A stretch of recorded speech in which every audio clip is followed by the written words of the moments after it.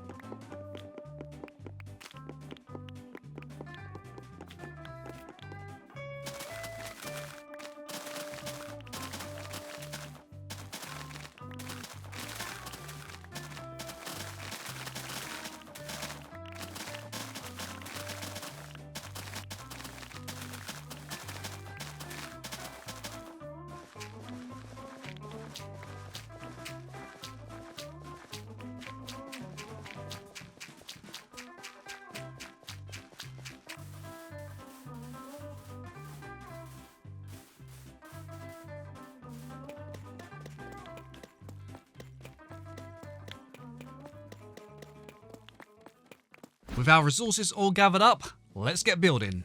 Let's start with our custom fields. Now usually I like to wall off my fields, but recently I've really been enjoying the look of these fields that are surrounded with bushes. They just add a real nice country vibe to the area. Fields in general are a great way to fill space, but you need to make sure that they fit with the area. I personally find they are best suited to the outskirts of towns and villages. I think it looks more realistic when you have your village looking compact with small buildings and then surround them with large crop fields. Something about having farms and crop fields inside of the village just doesn't look right. Too much open space, I guess. Now, I'm not going to lie, these crop fields took so many hours of work. Now, don't get me wrong, I knew they would take me a while, but oh my gosh, it was so much longer than I expected. Now, with that being said, I did want to keep these fields to decent size because I wanted to cover more kind of land area and make things feel a little bit more organic. So I decided to add several different crop fields, including wheat, beetroots, carrots, and even used flowers to create some lavender and other herb type fields.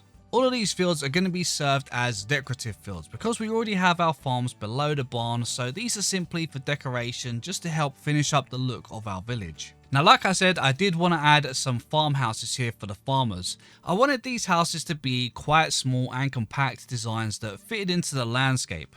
We only have a small village, so we wouldn't really need many. I think 3 farmers' houses will probably do the trick. For the first farmhouse, I went with stripped jungle logs and planks for the walls. I gave it a brick roof and then used spruce to just give it a nice little trim to make it stand out. And it really worked perfect for the area. We also managed to get the house nicely sunk in on a diagonal into the little bit of a hill, giving us a nice pathway in front. So it really worked perfect with the area. Now I'm not going to complain. I mean, farming's pretty relaxing, right? You're just going back and forth, tilling soil, planting crops. Alright, maybe it's a little bit boring. I guess that's why I fell asleep twice while doing it. But I mean, you know, that's those late night farming marathons. That's what it is. But we finally got there. After 2 naps and several cups of coffee, I was good to go. So I divided these fields into large sections and I used several different crops and flowers to make them look like they were growing different things. You know, I mean, it was more about making them look aesthetically nice rather than making them functional. While finishing the fields was not a quick task, not even close to a quick task. But it was worth the work. Not only does it make the area feel more complete, but it also adds a bunch of colour and life to the area, making it feel very peaceful and giving us a nice area to walk through. After building the second house in white wall, calcite and diorite, I kind of felt like it looked a bit out of place, so I decided to switch it out and change the colours up for some stripped jungle logs and jungle planks, as the white colours just felt a little bit too clean for the area. I kept the deep slate roof with a spruce trim on this build, but replicated the first build's colour palette onto the third house so that everything kind of blended together a bit nicely, but still had a slight break in colours. After finishing up the farmhouses, I decided to finish up the area between the hills with a large lake. The ground kind of sunk down a bit here, so it's a perfect spot for adding one. But first I needed to do some terraforming to help shape the lake and some of the hills around it. The terrain was pretty messy around here, so it did take a lot more work than I was expecting, and I probably will return at some point just to finish up a few more details and stuff, but for now I'm happy with the shape. At this point, my goal is to keep this area nice and neat, just adding some small conifer sort of style trees and adding some flower bushes, and then just finishing up with a little pathway.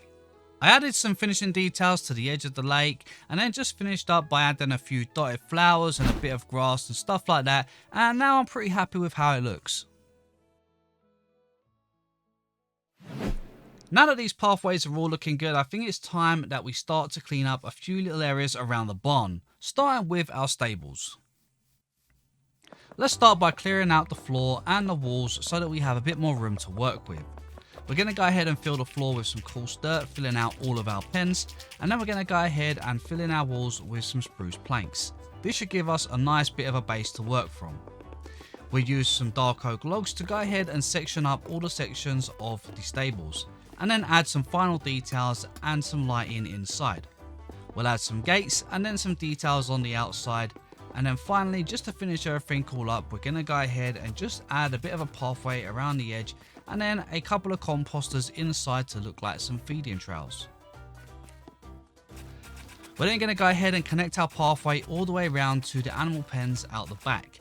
Here is all grass still, so I want to make sure that we get a load of detail in here and make sure that it looks a bit rough, using plenty of coarse dirt so that it gives it a bit more of a rougher look, because we're going to bring some animals in here at some point. Next, we're going to go ahead and switch out these torches for some better lighting through this little tunnel here. Then we're going to just add some last little details like grass and make sure that we've got a little fence off at the back to give us a little area where we can add some storage. And overall, I think it's looking pretty good. We've got our stables around the back here. These are all looking nice. We do need to get some animals in there, but overall, I think it's looking pretty good. A little kind of storage area here, nothing too much, but overall, I think it works really well. I did add a little bit more storage over the back here as well, but for now, I think the stables are pretty much complete. We're going to head upstairs, and I'll just show you a couple of little bits that I put up here, which is simply some hay bales just to make it look like it's being used. And then we've got a little kind of work area around here with a bit more storage. Again, just using those hay bales to make it feel more like a kind of barn. And then finally, a little work area over here with a bed so that I can sleep at night as well. Through the tunnel here, you can see it looks much better with those lanterns there rather than the torches. And then through here, we got a little gate. Let's close that behind us. And then here we go. This is the animal pens now. So we've got some really cool little area here. The composters work great as like kind of feeding trails. They look like something that the cows or that might eat from. And then yeah, overall I think it just looks so much better. We've got a little water trail here and then storage over the side here with a couple of gates that we can get through. And just a little bit of storage, nothing too much at the moment. But overall, I've got to say, this is looking much better than it was. We've got all of our little pens here. Maybe we'll put some cows, chickens, pigs, and stuff like that. Around the back is just a little storage area for now. Nothing too much. I might add some trees and bushes at some point. But for now, I think this is looking pretty good. So now that we've got that all in place, I think it's time to get back to some building on the outside. I've got a few more things that I want to get in place. So I think it's time to get back to work. Starting opposite the fields on the area that we terraformed a while back, I'm going to start building up a small woodcutter's lodge. This area is going to be fairly simple and small because we only have a small village, so we wouldn't need masses of logs. I started by adding some log piles and some spruce trees, and then moved on to building a small house for the woodcutter. I'm trying to keep the rest of the village in mind while building to make sure that nothing feels too big or out of place. The woodcutter's house is small, but it feels fitting with the rest of the area and doesn't feel like it's overdone. I then moved on to finish up the area by adding some spruce trees and some log piles to fill in some of the empty space. As always, I like to add lots of small details around the area to make it feel like it's being used. I also included some saplings to look like trees are being grown again, and I made sure to put some string on top to stop them from growing. Overall, I think this area has started to look really nice, and I'm really glad with the way it's shaping up. I just think there's a few more details that we need to go over and make sure to finish things up properly, but overall it's certainly looking much better. Next, I moved over to the little area by the ocean. I started by adding some textures to the seawall and fenced it off to make it feel more secured. The small slope to the side has a really nice shape, so I felt like it was the perfect spot for a small pumpkin patch. I sectioned it off with some leaves and small trees to divide it from the water stream. After finishing this, I felt like a small greenhouse would fit perfectly into the little waterfront here. I decided to start building just in front of the small cliff face, which felt like a really cozy spot to build it. I kept it simple using dark oak pillars and then used white stained glass to make it appear like steamed glass. I used a spruce trim for the edge of the roof and then used the white stained glass again for the main part of the roof. And overall, I think this area is really starting to shape up and look really nice. We've still got a few more things to add to this area, which we will come back at another time to do. But at the moment, there's a few more things I want to finish up first.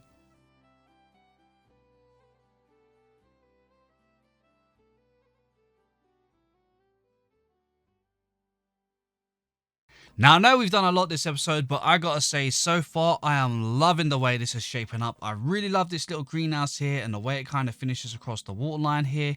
But now we're gonna go ahead and we're gonna build up a bit of a sawmill on the edge of the water here. And we're gonna do this all on camera. So here, I want this to be quite a small style sort of sawmill. And I want it to feel fitting with all the other buildings. So we don't want to make it too big. It's going to be powered by a watermill, which we will do at the end, but first of all, let's get our platform all in place. I think we're going to keep this simple with some spruce flooring, and then we're going to bring it all the way around the edge. Now, I do want to leave a little area in the center, so we're going to just put 2 blocks around the edges at both sides here. This should give us a 3-block center. Let's just add a few stone blocks at this side. And then this should give us a nice area to add some stairs, which is going to be where the kind of machinery part of the wood cutting is. So the watermill is going to be powering what is going to be just here, which is going to be a kind of piece of a saw. So in order to make this look a bit more realistic, I think we're going to go with some of the polished deep slate, which looks almost like a bit of a kind of conveyor belt, something that would be sort of rolling. And I always place these the wrong way. We want to place it that way. That's it. So the wood is going to go straight into the saw there and then head out to the end. Now, I think I'm going to just leave this section here for now. We are going to put a log in there in just a minute. For the pillars here, we're going to keep this quite low. I think about 4 blocks high. So let's just add 4 blocks for these. Now, we're going to go ahead and leave a 4-block gap here for a doorway. And I think that should do. We'll make sure this is stripped. And then we're going to finish this off with a wall. I'm just going to use spruce here because, like I said, I want this just to seem quite small, quite open, and kind of blend with the rest of the village. We'll stick some planks in here, and then we're going to go ahead and add some fences to the sides here.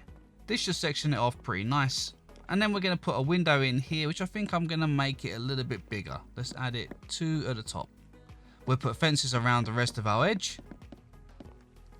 And then complete the side here with some trapdoors, as we're going to have our watermill on that side. The doorway here, I'm going to make it look a little bit more kind of open, so we're going to add some trapdoors here, another bunch of trapdoors here. And on the outside here, we're just going to add some spruce fences, and then just finish off the window here with a little window ledge. Okay, that's looking pretty good. Let's add our log through here, which now is going to look like it's being pushed out and cut on the saw here. I think at the end here, we need somewhere to catch the logs. So let's go ahead and just get rid of these for the moment. We'll add in a little kind of shelving sort of thing here, just like so. And then we'll just finish off our little wall here with some stone bricks. Yep, that looks pretty good. Somewhere to sort of catch what kind of comes out here. Let's add some little kind of stairs to make a little bit of an archway on our corners. That is going to just make it look a little bit more smoother and kind of just give a bit of a nicer look from the outside. On the outside, we're going to have some upside down stairs that will connect to our roof. Then here we're going to go ahead and we're going to actually make something look a little bit more sort of machinery, something that's going to be holding this log a little bit better, because right now it's kind of just sitting in this guide. Using some pistons, we can make it look like the logs are actually being held, and then we can make some upside down stairs and make it kind of look almost like a guide, you know, like it's being guided into this little sort of slant here. So hopefully I think this will be a better way of doing it. Okay, and I think that is looking pretty good. I think next up we're going to start working on the roof. The roof is going to be very simple. So what we're going to basically do is add our slabs, and we're going to just step them up all the way to the center point and join them together. So let's just jump up here and then we can finish this bit. Down the side here, again, we're just going to add our slabs just to finish off the edge. The main part of the roof is going to be made with jungle wood, so we're going to use our planks along here, and then we'll also go ahead, add some planks across the main section. This should keep it fitting with the rest of the town so that it doesn't look out of place. Now we just need to finish off the roof with the slabs. Now take a note that we have kept the spruce trim, which should fit with the rest of the town. We'll add some slabs on the inside to finish off the underside of the roof so that it looks nice and neat on the inside as well as the outside. There we go. I think that is looking pretty good. Let's add a little bit of lighting, so we'll add 2 of those, and there we go. That is looking pretty good. On the inside here, we're going to add a pile of kind of cut wood. So this is going to look almost like wooden beams. I think we'll use the oak, and we're just going to put it across like this, and then like so. And then maybe one more on top. I think that should finish it off nicely. It just makes it look like the area has been used and we've got some storage. And I think that looks pretty good. On the opposite side here, I think we're going to add maybe a loom and a few campfires just to make it look like a bit of storage, maybe a little bit of machinery or something like that. We'll also add some campfires out here so it looks like there's been some chopped wood. And that should finish it off nicely. Let's finish this area here with a nice little pile of wood logs. Let's see if we can add a few down there as well. And then we can finish it with some rails, which looks like a nice strap holding it all together. There we go. That looks pretty good. Maybe we can just finish it with a few campfires to look like some sort of small pieces of wood that's been cut. Let's place them like so and then just put them out. Perfect. Okay, the last piece of this is going to be the actual water mill. Now, this is pretty simple, really, not too much of a complex design, but I think it will work with the village. Seems that this is a rather simplistic looking village and not too over detailed like kind of city-like, you know, it's not built up. We'll add some slabs here and then let's take an overlook of everything we've done so far. Now, I've got to say, we have done a ton of work so far, and I love the way this is shaping up. This greenhouse and this little edge by the river here, I think looks beautiful. I really like the way it's done, and that pumpkin patch there is perfect. The sawmill here fits perfectly in with the style of the village. It's all open, and it really blends in really well. The fields over here, I love the way they sort of sit around the edge of the stream, the way we got this little bridge and path. I don't know, something about this bit of the landscape here that I really like the way this looks. Now, I've tried to transition this area so it looks like you're sort of coming out of the town now. That's why we've only got a few houses here and they're mostly fields. And I think this just works really, really well. We finished off our pen here as well, which looks really nice. We've got all of the groundwork in place. And then above it on top of the hills here, we've got all the rest of our wheat, beetroot and all of our other fields that we've been creating. And I just think it's just fitting really nice now. It's really starting to feel a bit more complete and starting to really feel like an actual village, you know. It's got everything there. Over here we've got this little lake, which I'm going to come back to at another point. I've got a few more ideas that I will add to that later on. As we go through here, again, more fields here opening up. We've got our little farmhouses, which I think fit really nice, and I'm glad that I decided to change up that colour so that it blended better here, because these colours really work well. And overall, I think that the village is just really sort of starting to shape up now. You know, it's got a lot of things there now. We've got a lot of buildings in place, we've got a lot of fields in place, and it's just starting to feel very complete and very sort of full. Anyway guys, that just about does it for today. So as always, thank you for watching, stay safe, and I'll catch you in the next one.